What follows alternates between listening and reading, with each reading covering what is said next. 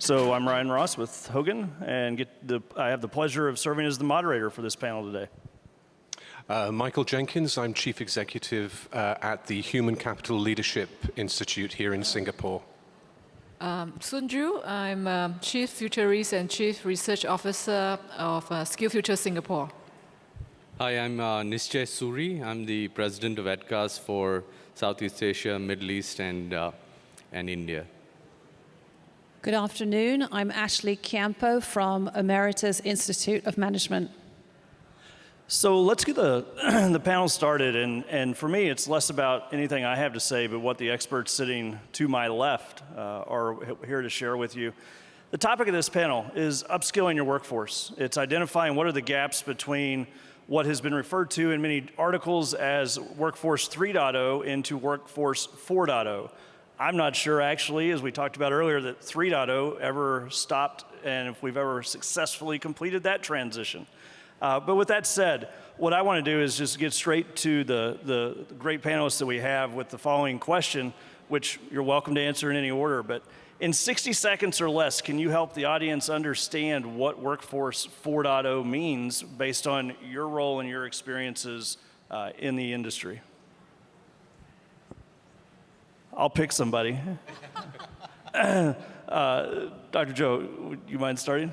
Okay, from my perspective, Workforce 4.0 is a label that people tend to try to associate with the current workforce, which implies that there is a shift in expectations that the companies have or employers have on the workforce because there's a dynamic changing needs of businesses. So the expectation of what staff can do and what staff should do, what kind of new skill set they need will be quite different from the past. Okay. Others? Well, it clearly is a reality. To begin with, I think there's a fusion of technologies between physical, digital, and biological, which is creating an expectation on the kind of abilities and skills and knowledge required for a workforce to succeed today. Clearly, there is an enhancement on performance, and performance, as you well know, is multidimensional. The set of expectations is causing a gap and accentuation that has occurred in corporations to be able to actually fulfill those performance expectations. Michael, can you do that? I think that Workforce 4.0 is an interesting label, as you said. I think one of the things that it does is gives us an opportunity to think of not only the digital transformation, but also perhaps the human transformation as well. In other words, what do we need to do as organizations to enable our companies to be better able to support our people through the digital transformation?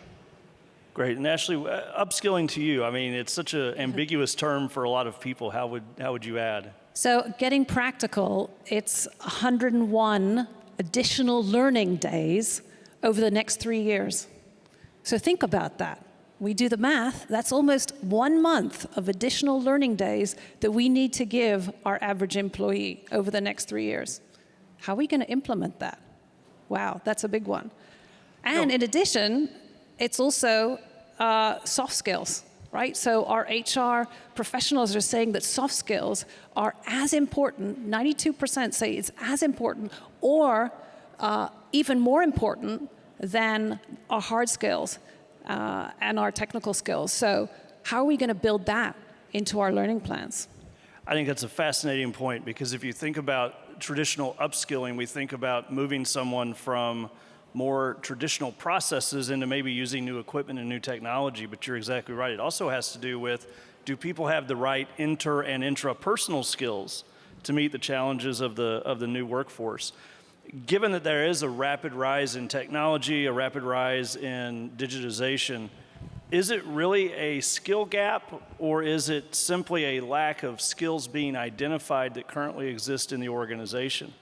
Would love to hear differences of opinions if there are or not. My opinion is that it is really truly a skills gap because things are moving so quickly, and we saw across the world a lot of companies are trying to go into digital, using data to help in business decision making. But whether the incumbent workforce are ready, we have the skill sets to help them do that, or do they go out and recruit? And in fact, if you look at the recruitment market, is very tight. It's not easy to find even a decent data analyst with experience. So I think it is indeed I would say that it is a true skills gap. Being a government-based organization, what do you see as the risk then in just recruiting outside talent that perhaps has those skills to help alleviate the lack of available workforce in this region? At least, I think in Singapore, if most of us are from Singapore, you'll know that we have a very tight labor market. It's not easy to get somebody that you can recruit in very fast. In fact, a lot of the vacancy will be left unfilled for a long period of time. So from our perspective, it's actually it is necessary for companies to start planning ahead to say that what kind of workforce, what kind of talent and skills I really need, and then start retraining some of them with the kind of skill sets needed, because it's easier to bridge the skill set that way than to wait out for the next candidate to come and join your company. So it's interesting that the learners that come to Emeritus are coming of their own volition. They're taking charge of their learning journey. So we've got learners coming from the large MNCs, they're coming from around the world, and they're not waiting for their companies to train them up. And that's really a real testament to them. And I like to consider them our continuous learners, right? They have a learning mindset. They're ready to, they believe that they can change, they believe that they can grow. I'll probably offer one perspective just to begin with clarifying what strategy is. And I'd like to define it as both speed and direction. The challenge in the environment that we are operating in, a lot of organizations have garnered speed without necessarily knowing in which direction they're headed. So to your question, are organizations really clear about identifying what skills are required to be successful in the future? And there's a big question mark there. A lot of that guidance comes through consulting firms and the research done by WEF. But do they really know what's needed for them? And I think that's the first aspect. The second is that for learning and for an everyday learner to exist, the hypothesis that I have is that an everyday learner cannot exist in a toxic learning environment. So the Cleanup Act within organizations is necessary to fuel the speed and get the direction right in terms of what's required of an organization to fulfill both ends, both that of the organization and the learner, which both need to be addressed. Yeah, I think if I could build on that, we're currently working on a bit of research which is looking at the future skills specifically of HR leaders. But what we're finding is something that we believe will be applicable to leaders across the piece. And that is, I think the word agility was mooted earlier on. We're also looking at something called ambidexterity, which is really inviting people to be able to balance what seem to be contradictory things at the same time. So rather than saying that the approach has to be one or the other thing, we're suggesting that it needs to be both. And in addition to that, another thing that I think some of the literature is showing from organizations such as DDI, the Conference Board, and EY, is that you have to be very careful about parachuting a digitally savvy leader into a traditional organization. It seems that will not work, which suggests that a lot of work has to be done almost in a sort of preparatory way to prepare the entire organization to basically embrace digital transformation. And if I can build on that, if you look at the Net Promoter Score of L&D, or even the technology and tools that you use for learning within an organization, they're in fact negative around the world. That's not surprising, because if you look at learning as a discipline and don't treat it as a whole, which means even the conversation that we're having today is about digital skills and soft skills, but nobody's talking about learning in its entirety. Now that's one from a standpoint of what one needs to learn, but let's look at the learner as a whole as well. And when an organization prescribes what an individual must learn, without offering the freedom to learn what he or she wants to learn, that itself is limiting. And if you do not recognize learning from a systemic standpoint, from a system standpoint, and start treating it in parts, often you find that results are suboptimal. So we have to be wary about not, again, rushing down a particular avenue and treating a part of the learning ecosystem without recognizing the interdependence that it has within learning. For example, you might be well integrated as far as the business strategy is concerned. So let's say the clarity exists and you know what needs to be developed. Having said that, you need to also equally measure the impact that learning has within the organization. So the fulfillment of the business objectives, tying in learning to performance, ensuring that the budgets that you have as the L&D function are well spent and creates value within the organization is a big ask for most organizations today. Ryan, I just want to add a point to the audience here is that in Singapore, I think we're slightly luckier than the rest of the country. The tripartite has come together to look into where each industry, the direction of change, and articulate that. And that is also translated into skills framework for each industry where we identify emerging skills. So this kind of really helped the HR and L&D to understand that if this is broadly aligned with where your company is going, then the skills framework will really be something very useful for you to immediately identify which job role is going to require what kind of emerging skills. So it really short-circuits the whole process of looking at a skills need. So the skills framework are all publicly available. Please just go and just Google and download it. Yeah. I want to tie two concepts that the panel brought up. One was toxicity, and the other one was a learning mindset. Would love to hear, are those related? Where does the toxicity come from? Is it just old traditional manufacturing companies have this aversion to doing things differently? What's driving this toxicity that we hear about? And then also, where do we find people with that learning mindset? Great. So I think many of us might have come from maybe traditional learning environments. We have all a legacy of how we learned. And for some people, it was really fun. And for others, it was really a chore. And how do we take learning from a chore to a delight? You know, a chore to a gift. And so we have to really reprogram a lot of our workforce to look at learning as something that is enriching, something that will enhance and is enjoyable. And so I think that is a first step. And that then creates, if you can change that, if you can change perceptions of learning, then you can adopt the learning mindset, which is so critical for all our organizations. I think it's so critical that it almost needs to have the same level of importance as hard work, right? We all teach our kids, you've got to work hard. Well, how many of us are saying, well, you have to do continuous learning, right? You have to learn and relearn and unlearn. That value has to be built into our organizations at a very fundamental level. So there are learning disabilities in every organization, and there are early warning signals that one should watch out for.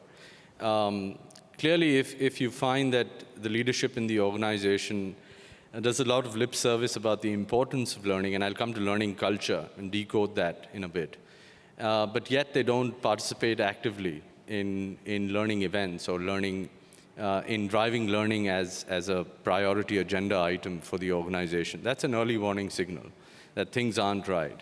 Or you find that the manager makes a distinction between work and learning.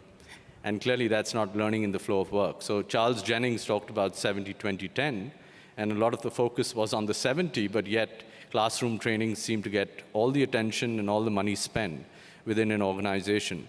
Now learning culture, if you just decode learning culture, because that's thrown around a lot, it's really about the perception or the brand of learning within an organization. It's about the recognition of learning or the consequences of not learning within an organization. And if those aren't made evident and aren't reinforced on a continuous basis, we find that the learning culture that we all speak of building everyday learners, of building a culture of curiosity, clearly is impaired.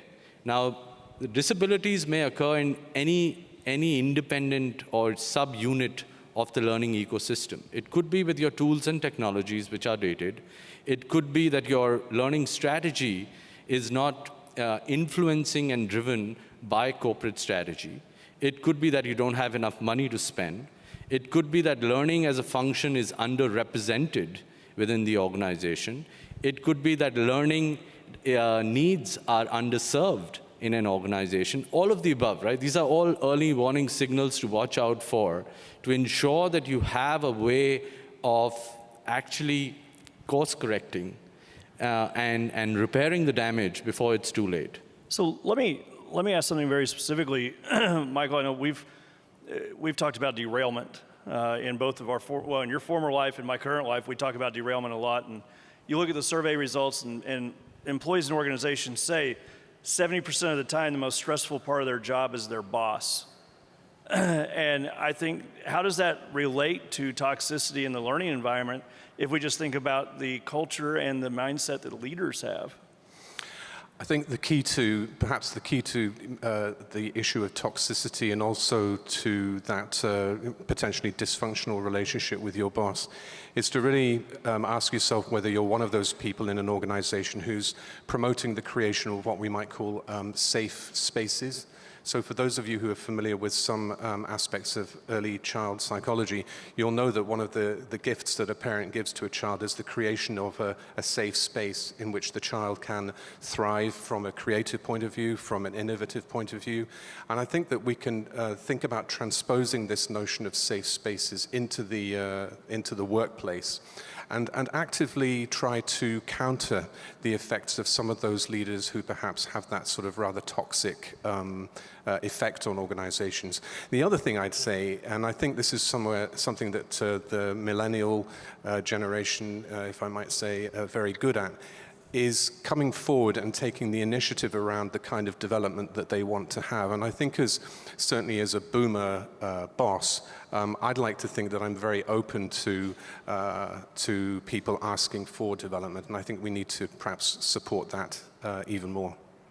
Yeah, Ryan, I just want to offer another perspective of what is learning. I think learning is not about just simply sending staff to training programs. It is about whether your organizations create the impetus for staff to have the need to learn.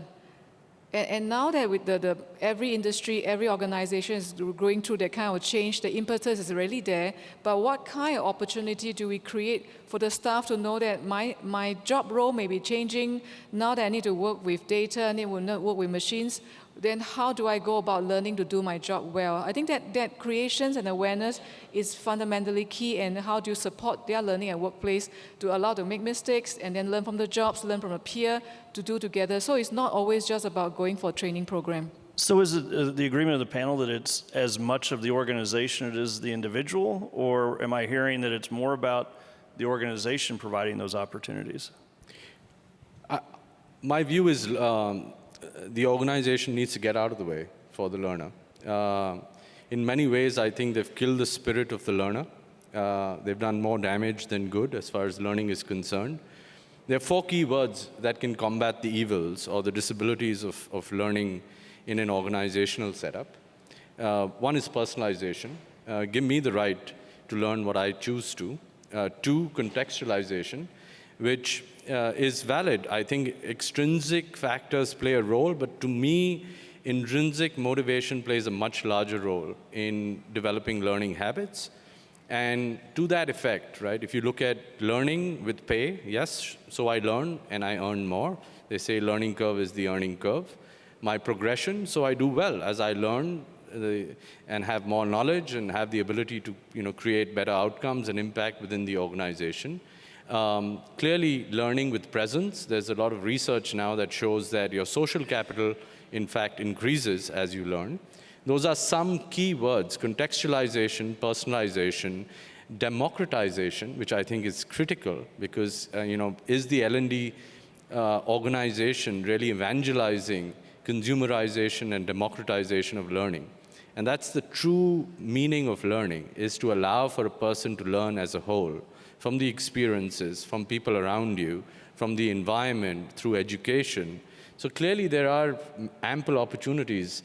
The organization must provide the opportunity and then get out of the way. As you know, so long as it's governed to a certain extent. So I do believe direction is good, but control versus enablement, and that's the shift that ought to occur. And just to add to that point, it's really important that we let our learners control their learning experience, right? And in the past, it's been more in the traditional forms of learning, the learner had to sit and listen, they had to go at particular times. Now we have the opportunity where the learner can choose, this is when I want to learn, this is how I want to learn, this is how fast I want to learn. I can choose to learn on my own, or maybe I'll work and choose to learn with a team. I can connect with people, or I can go solo. So by giving more control to the learner, I think it's going to increase the intrinsic motivation and hopefully get them more sort of impassioned and excited about learning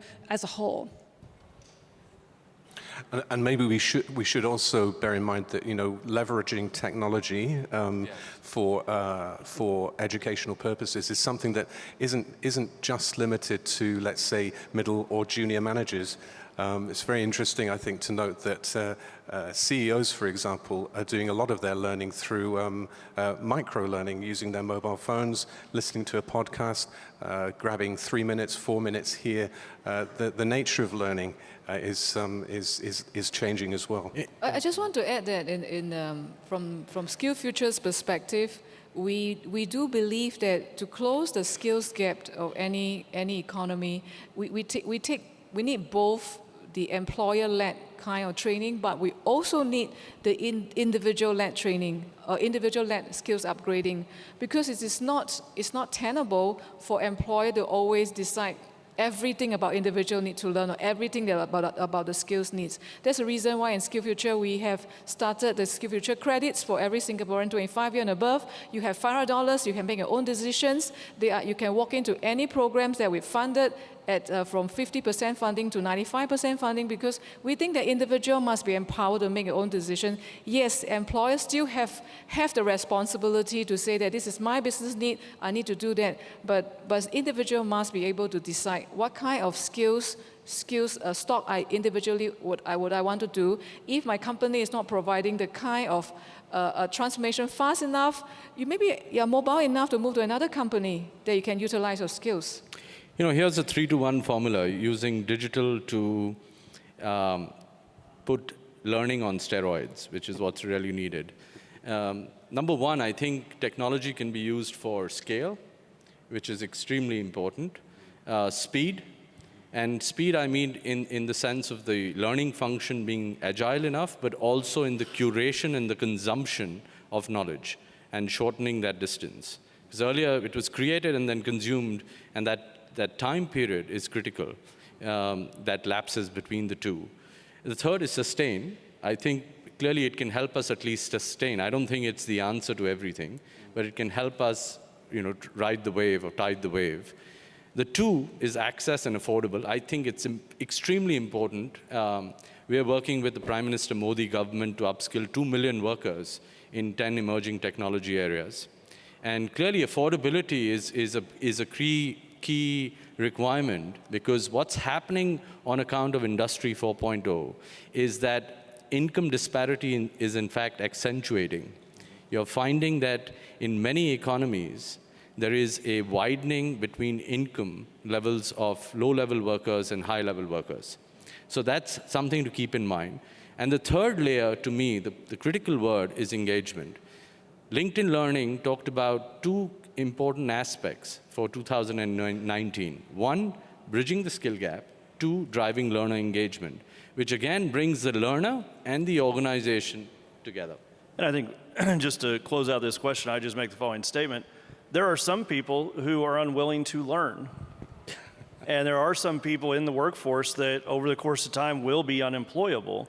And I think we need to focus more on driving the engagement at the top of the organization, so that those that have that drive, that have that value for continuing education, are the ones that we're truly servicing with our best resources.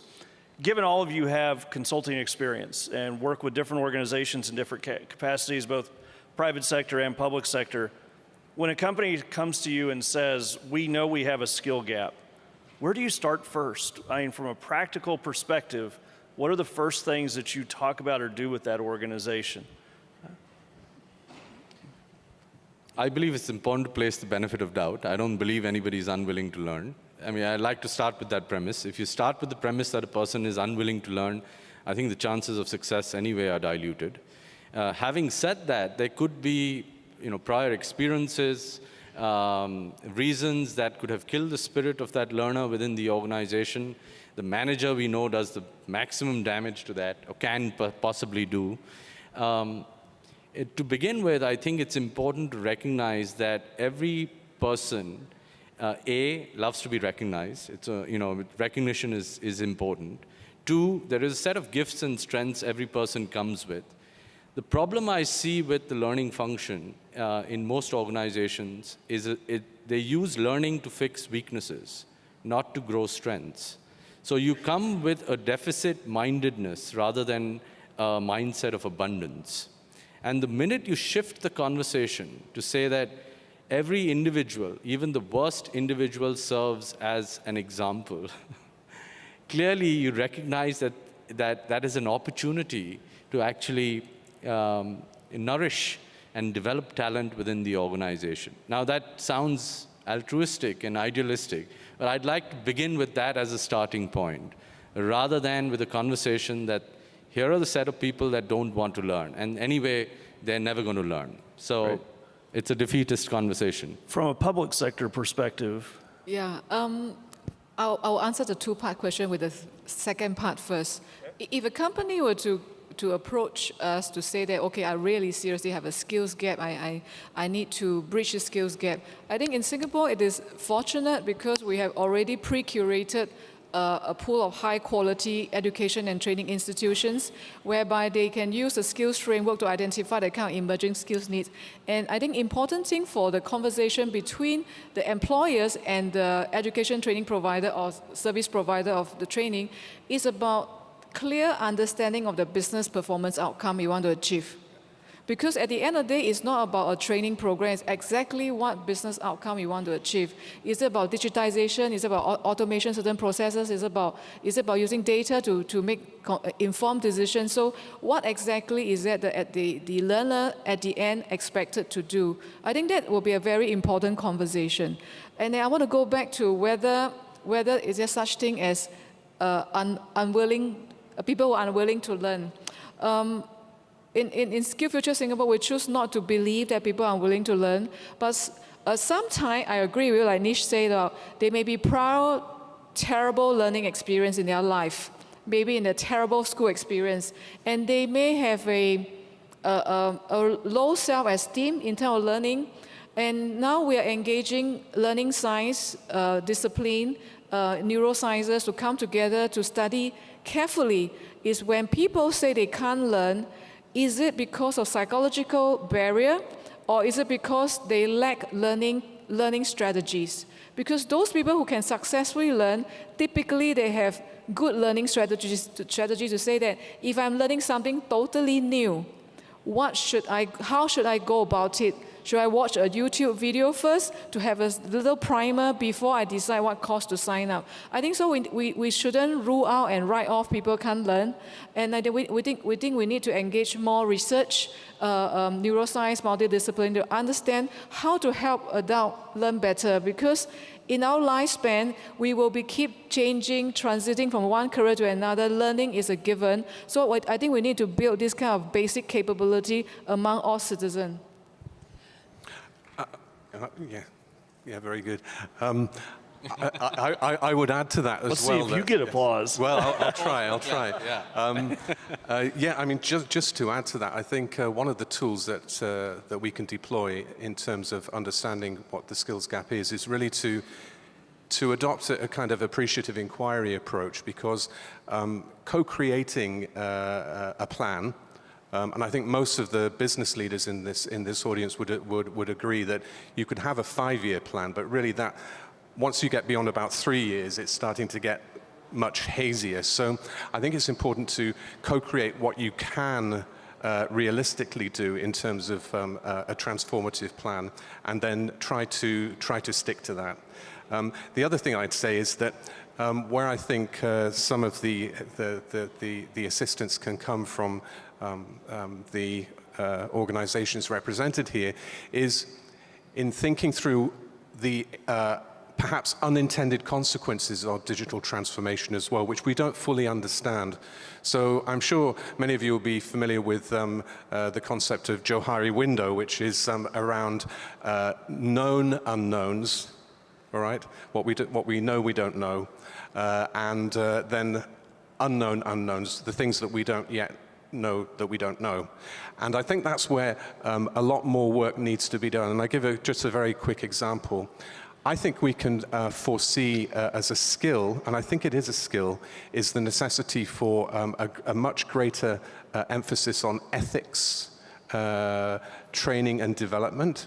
And why I say that is that with the advent of artificial intelligence and the preponderance of algorithms, I think what we'll find is that algorithms are subject to bias because they're ultimately human-generated things.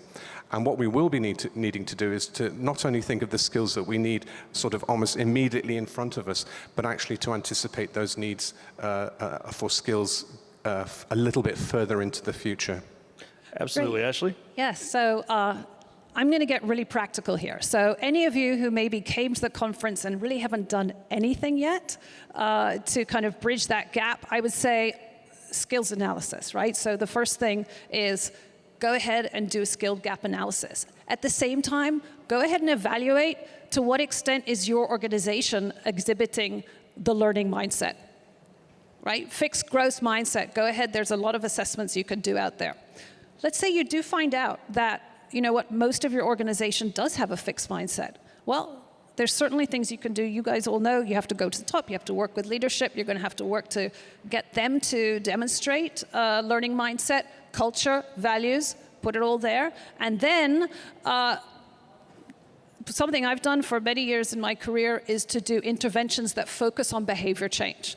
Okay, so that's a sort of multi-pronged approach. It can be a blended learning experience where the participants need to, they set a goal for behavior change and they see it. So one of the outcomes that happens is they see that they can change, they see that they can evolve, that they can grow. It's very, very empowering. And then that sets the stage. That's kind of a fertile ground for change and for setting them up to be more comfortable with changing and getting them more excited about that.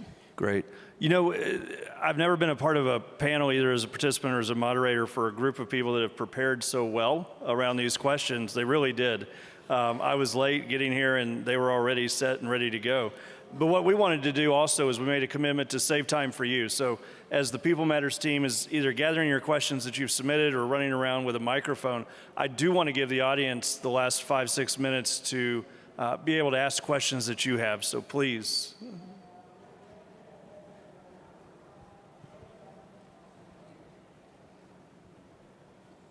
Thank you for a very engaging and insightful discussion.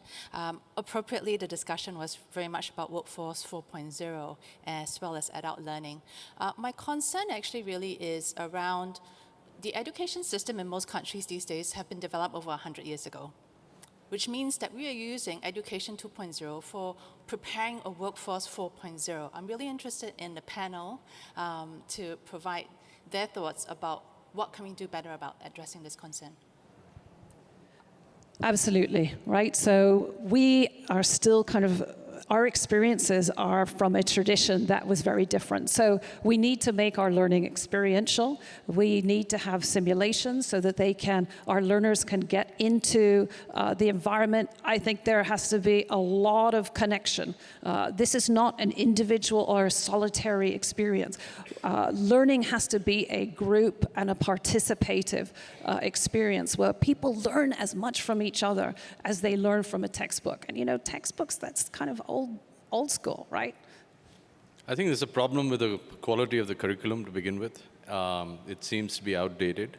Now, A way to fix that is, in fact, increase collaboration and participation of industry with academia, which has always been a challenge. But clearly, if you look at the quality, if you look at education in general, and I can talk about certain economies, affordability is a big concern because good quality education is expensive, and it's therefore privileged to only a few. Therefore, employability in certain countries becomes a cause of concern because you don't have good quality of education. You come through, the supply is weak in terms of both, it may not be necessarily in numbers, but in terms of quality. So employability becomes a concern.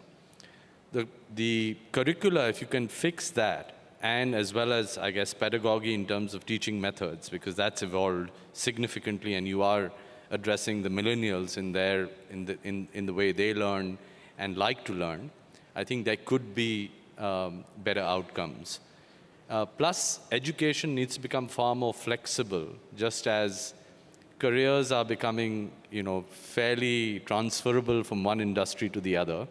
The choice of subjects, the timing, all of that needs to be far more flexible for it to then resemble and resonate how people are viewing careers and the experiences that they'd like to see during that period.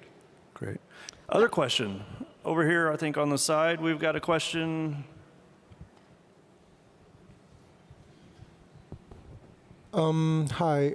Is one of the unintended consequence unintended consequence of technology for the sake of technology is throwing the baby out of the bathwater, and the baby being the merits of learning in 2.0, and that we want to progress to 4.0, but we forgot the merits of the 2.0. So what's the question? The question is, right, are we just going to 4.0 and focusing on the technology of learning without really, without actually taking too much care about the merits that came before, the merits of the 2.0 learning? I think that's a fantastic question because we've all grown up in this environment of polarity, and the word "and" usually never comes to us naturally. It's always versus, right? So it's 1.0, 2.0, 3.0, 4.0. And to me, technology actually brings 3.0 and 4.0, or 2.0 and 3.0 and 4.0 together. And let me put that in the construct of learning, because that was your question, right? The merits of learning of 2.0. So nobody's discounting the importance of classroom training. Nobody's discounting the importance of macro learning. Nobody's discounting the importance of formal learning. But what technology now does for you is place the word "and" in front and center, micro and macro, structured and unstructured, informal and formal, personalized and prescriptive, all become a reality. An opportunity, reality is dependent on the organization, but an opportunity to really bridge the world rather than look at it in terms of polarization. Michael, 20 seconds. Yeah, super quick. I think we need to, I mentioned the word ambidexterity earlier on, being able to hold two things at the same time. I think we need to see what the best of both worlds is and try and combine that. I suppose my final plea would be that in this digital world that we don't forget that we are first and foremost humans, and we need to make sure we never forget that. Right, can I have 10 seconds? I just want to very quickly answer Caroline's question, is that we must remember whether talking about education system or talking about workplace learning, actually it is not someone else out there or an organization's name. It's actually every one of us as peer, as superior, as reporting officer, or as even parents, how we want to shape our children, our colleagues, and supporting them in terms of learning. So I think it's easy to point to someone else and say that someone is not doing the job. I think it's just about what we can do on our own. Thanks.